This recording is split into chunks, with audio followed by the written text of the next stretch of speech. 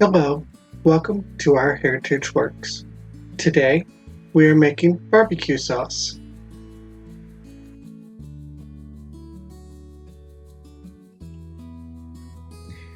This is a really easy barbecue sauce to make. I'm going to hold off on the water till the end,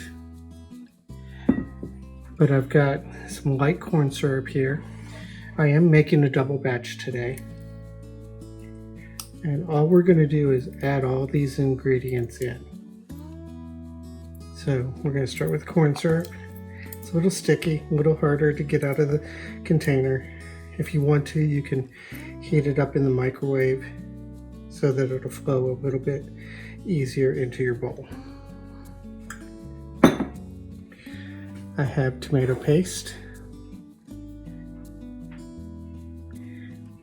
The amount of corn syrup is 3/4 cup, and the tomato paste is a 1/2 cup. Next, we have a 1/2 cup of white vinegar. And I'm going to go ahead and just do a really light stir on this. Just want to start getting these ingredients coming together.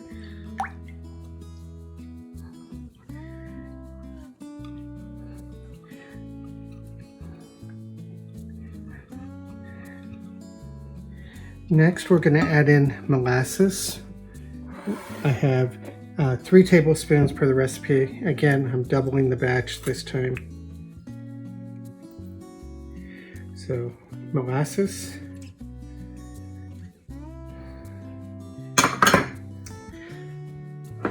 Three tablespoons of brown sugar.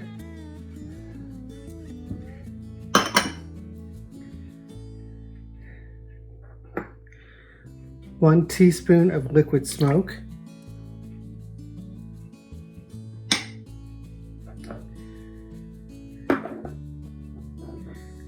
This is 1/4 teaspoon of onion powder and 1/4 teaspoon of white pepper.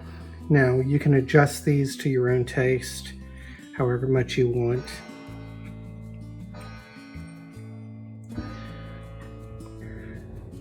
Next, we have 1/8 of a teaspoon of garlic powder. In this particular case, I was out of garlic powder and had to buy some, and I could only find garlic salt, so I'm not putting any additional salt in here. If you do use garlic powder, then you would add in just a little bit of salt. But since this is a garlic salt, I am not going to add any salt to this. Then we have 1/8 of a teaspoon of smoked and sweet paprika each.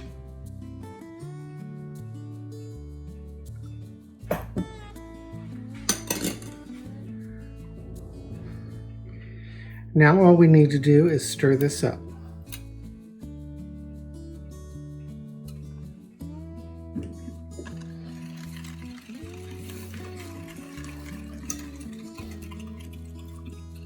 You can see it's starting to get that nice color that we're used to.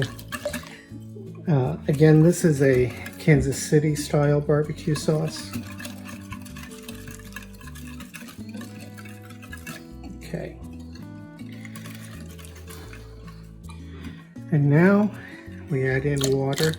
I may not add in all of the water because we're going to evaporate it away anyway. I just want to make sure that this gives it a chance to get all of the ingredients nice and liquefied, and that's all I'm really worried about. The amount of water is going to vary a little bit. Normally I would put this on the stove, boil it, bring it up to a boil, and then bring it down to a simmer and let it simmer for 45 minutes to an hour, or until it's the thickness that you like.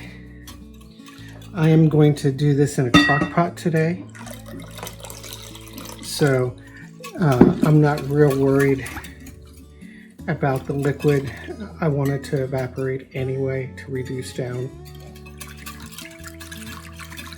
So that's looking pretty good. Then I'm going to bring over my crock pot.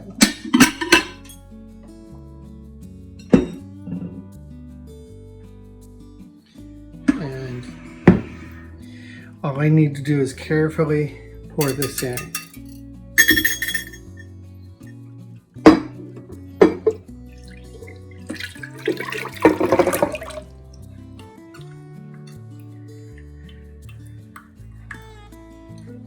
When I put the lid on, I'm going to make sure that it is just a little bit of a jar so that it will allow the moisture to escape.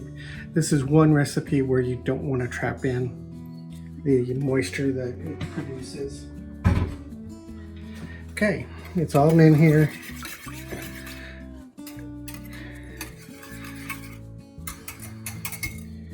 Looks pretty good. Again, I'm going to put the lid on at a slight angle. The steam will roll back into it, but a lot of it will escape, and the idea again is to allow it to steep. So I'm going to let this go until it becomes nice, hot, thick, and bubbly to the consistency that I like it.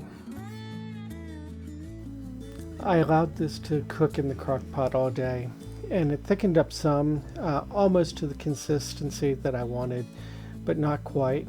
So I put it on the stove and then brought it up to a boil and then down to a simmer. And it only took about another 15 minutes on the stove for it to come up. I then put it in a glass container for the night.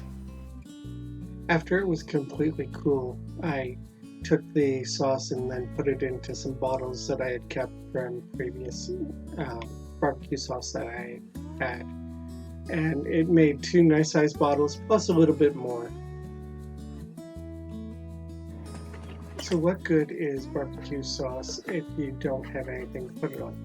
So while the barbecue sauce was cooking in the crock pot, I took a pork roast and I put it in a bag and then cooked it sous vide at 165 for 23.5 hours. And this is me pulling it apart. It just fell apart beautifully and easily. And then I'm going to coat this with the barbecue sauce. That's all the seasoning this has on it. There's no salt, pepper, nothing on the meat. It's just the barbecue sauce itself.